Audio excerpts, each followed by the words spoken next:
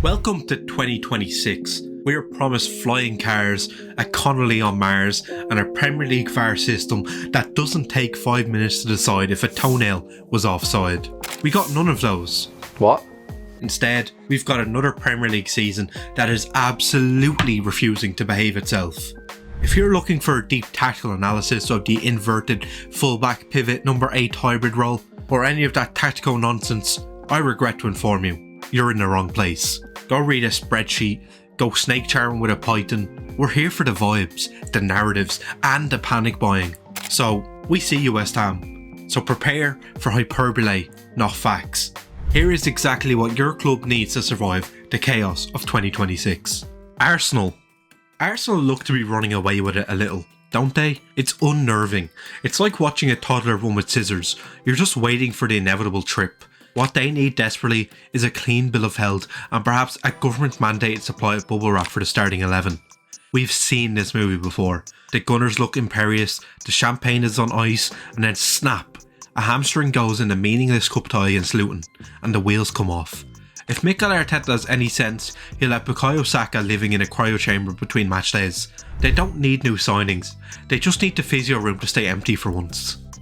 And Villa need to keep getting lucky. Seriously, have you seen the underlying numbers? If you showed their XG data to a statistician without showing them the league table, they'd assume Villa were in a relegation scrap with Forest. Instead, they're somehow sitting pretty in the top 3. It's Unai Emery's black magic, plain and simple. Perhaps he was talking with Pogba after he won the comeback award. The man has clearly made a pact with some footballing deity that allows them to concede 25 shots, have 12% possession and win 1-0 via a deflection off a defender's backside. They don't need tactics, they just need whatever rabbit's foot Emery is carrying in his pocket to keep working until May. Brighton. Consistency. That's the only thing Brighton needs, because right now you absolutely never know what you're going to get. They're the football equivalent of a mystery box. One week they turn up at the Etihad and play Manchester City off the park with a team of 19-year-olds signed from the Ecuadorian 2nd Division. The next week they've lost 3-0 at home to a team that hasn't won an away game since 2024. It's maddening. Being a Brighton fan must be fantastic for the heart rate, but terrible for the blood pressure. If they can just stop being so aggressively bipolar in their performances, they might actually threaten the big boys properly. Until then, they are just the league's most entertaining agent of unpredictability. Bournemouth. A replacement for Semenyo, urgently. The deal is done, he's off to Manchester City for 65 million. He gave Bournemouth fans a goodbye message with a last minute winner against Spurs, and now there's a Semenyo shaped hole in the attack that vibes alone won't fill. They've identified the man to plug the gap, Stuttgart's Jamie Lewelling. They slapped an opening bid of nearly 35 million on the table, and Stuttgart politely told them to check the exchange rate and try again. You can see the appeal from the data, the lad is a creative machine. But here is the panic-inducing part. Semenyo scored goals. Lewelling? The stats suggest he might need a map to find the net once he gets there. Those are massive, expensive boots to fill. Brentford. Igor Thiago to stay fit. Please. The big man has been carrying a knock all season long, essentially playing on one leg. He's still their most important outlet. It's painful to watch at times. He's running around like he's composed entirely of rusty hinges and duct tape. Also, they need a ban on opposition teams fielding giants. It turns out the Moneyball secret to beating Brentford is just to play a back four of NBA power forwards. The Bees used to be the set piece kings, but now teams just block out the sun and head everything clear.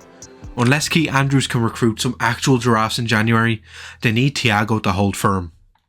Burnley. A goal scorer. Although asking for that now feels like asking for a lifeboat after the ship has already snapped in half. Who could have possibly predicted that relying on Armando Broja for consistent output would result in a goal drought? Everyone predicted that. They gutted the spine that got them here. Selling James Trafford while losing both CJ Egan-Riley and Josh Brownhill meant their clean sheet dominance from the championship evaporated instantly. Let's be honest, they're going down. The shopping list shouldn't be for Premier League survival, it should be for players who don't mind cold Tuesday nights in Stoke next season. Chelsea. Profits for their investors. That is the only metric that matters at Stamford Bridge anymore. Do they need a striker, a goalkeeper, a manager who lasts longer than a lettuce? Irrelevant. What they need is for the line on the graph to go up so the private equity guys can high five in a boardroom. If you're a fan waiting for a passionate tactical analysis of their squad needs, don't hold your breath. The only position Chelsea cares about strengthening is their EBITDA. As long as the spreadsheets look green, the football can stay strictly beige. Crystal Palace. Everything. Literally everything. They are staring down the barrel of a summer where the spine of the club, centre-back, centre-forward and manager are all packing their bags. It's less of a transfer strategy and more of a going out of business sale. They need to start recruiting replacements now, or next season is going to be a disaster. The current vibe at Selhurst Park is like the end of a house party where the lights turn on and you realise all your friends have left. If they don't act fast, they'll be playing the under-21s come August. Everton. They need Tierno Barry to turn into the second coming of Romelu Lukaku. Fast. He's growing into the role, but growing doesn't pay the bills. When you need points on the board, if he can't shoulder the burden, they need a checkbook to find someone who can. Elsewhere, it's the usual Toffee's housekeeping. They desperately need a new right back, still, and they need to tie Jimmy Garner down to a new deal immediately. He is the one holding the midfield together with grit and determination. Losing him for free would be the most Everton thing to happen. Fulham. A better camera angle for VAR calls, or perhaps just a cameraman who isn't filming from a helicopter in a wind tunnel. As we saw with that Florian Wirtz goal, which every Fulham fan has currently printed out and stuck to their dartboard, he was clearly offside. Yet, the goal stood because the lines drawn looked like they were done by a toddler on an Etch-a-Sketch. Fulham don't need new players, they need the Premier League to invest in 4K cameras, or at least stop using footage that looks like it was recorded on a toaster. Leeds. Dominic Calvert-Lewin to not get injured. I know. I might as well ask for world peace or for it to stop raining in Manchester. But Leeds have somehow pinned their entire survival hopes on DCL staying fit, which is a bit like building a house out of sugar in a thunderstorm. He's a fantastic striker when he's on the grass, but he spends more time in the treatment room than the club doctor. It's inevitable that he'll tweak something while reaching for the remote control. Leeds need to wrap him in bubble wrap, ban him from walking on uneven surfaces, and pray. Liverpool. A time machine. They need to bundle Mohamed Salah and Virgil van Dijk into a DeLorean and bring back the 2022 versions of them. Right now, watching them is like watching your favourite band on a reunion tour. They play the hits, but the tempo is slower and everyone looks a bit tired. It's an ageing squad that desperately needs money spent on the defence. After the summer window, if they don't recruit, they're going to look exactly like a bodybuilder who skips leg day. Massive and threatening up top, but wobbling around on twigs at the back. You can't win the league with chicken legs, Arna. Man City. Another £150 million in January, obviously, because Josko Guardiola and Ruben Diaz have picked up injuries, and apparently the only way to solve a defensive crisis is to buy the GDP of a small island nation. Most clubs play a youth prospect when they have injuries. City just casually drops an 8-figure sum on replacements. It's not fair, it's not moral, but it is very efficient. They'll probably sign the best defenders from Italy and Spain, bench them for 3 months to learn the system and still win the league. Man United. A new manager in the summer who actually understands what playing to your strength means. And in the meantime, vibes. Pure, unadulterated vibes. They need an interim manager who doesn't care about inverted pivots, but just wants the lads to go out and express themselves. Ole, are you free? It's time to get the wheel out of storage. United are stuck in that familiar cycle of misery, and the only cure is a club legend smiling on the touchline and mentioning 1999 in every post-match interview. Bring back the good times, even if they only last for 6 games. Newcastle. Some patience from their own fan base. Seriously lads, give your heads a wobble. The injury list at St James's Park is longer than the Magna Carta, yet the toxicity levels in the Gallowgate end are rising faster than sea levels. Abusing Joe Willock, really? The lad runs his socks off and he's getting grief because he can't single-handedly fix an injury crisis.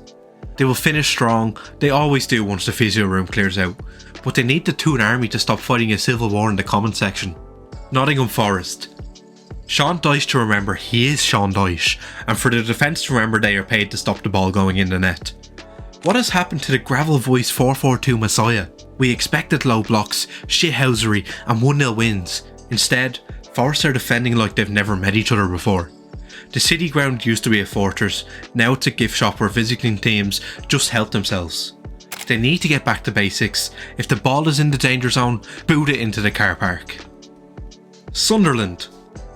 More of the same. Just keep riding the wave. Sunderland fans are currently floating on a cloud of disbelief, convinced they're going to wake up and find themselves back in League One, losing to Fleetwood Town. The season literally could not have got any better. They are punching so far above their weight that they are in a different weight class entirely. They don't need signings, they need to bottle whatever is in the water on Wearside and sell it. Enjoy it, Mackems. Spurs. Some goals, please. The attacking football brand has gone stale. Spurs are playing possession football that is fantastic until they get within 20 yards of the goal, at which point they panic like a teenager asking for a date. They pass it sideways, backwards and occasionally into the crowd, but barely into the net. They need a striker who is selfish, nasty and doesn't care about XG build-up. Just put the ball in the net, you bores. West Ham. A refund policy. Seriously, just shut the whole transfer window down and ask for the receipts.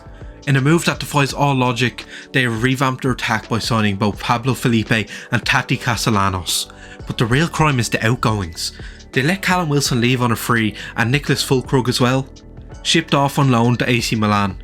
The goal scorers have gone and they've been replaced by a question mark and a guarantee of disappointment. Good luck, Hammers. Wolves. A miracle. A genuine parting of the sea. Red miracle. I'd like to offer some tactical insight here, but when you are this far adrift, tactics are irrelevant. They need the other 19 teams to spontaneously deduct themselves points. They need Rob Edwards to start fielding 12 players and hope the ref doesn't notice. It's not about needs anymore, it's about prayer. Enjoyed the video? Subscribe, like, leave a comment, and you know what? You might like this next one too.